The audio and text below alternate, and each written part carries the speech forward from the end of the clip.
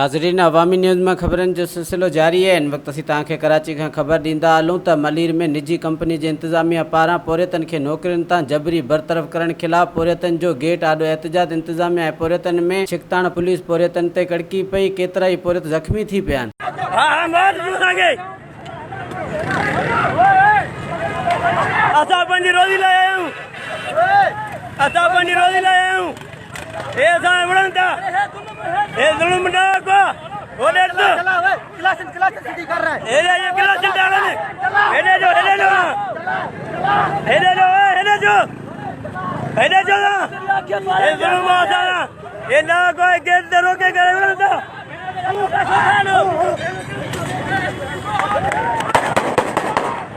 तू फैर मारे, ये फैर मारे, ये बंदों को मार रहे, ये सारे बंदे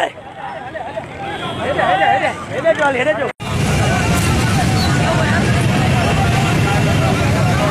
भाई आप देख सकते हो, ये देखो इस बंदे को फायर लगा है, कोई इसको उठाने के लिए तैयार नहीं है।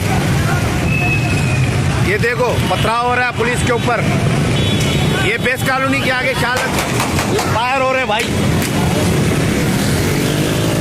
वधीक ख़बरनि ऐं तफ़सील जे लाइ विज़िट कयो असांजी वेबसाइट awaminews.hd.com ऐं ॾिसंदा रहो अवामी न्यूज़ HD।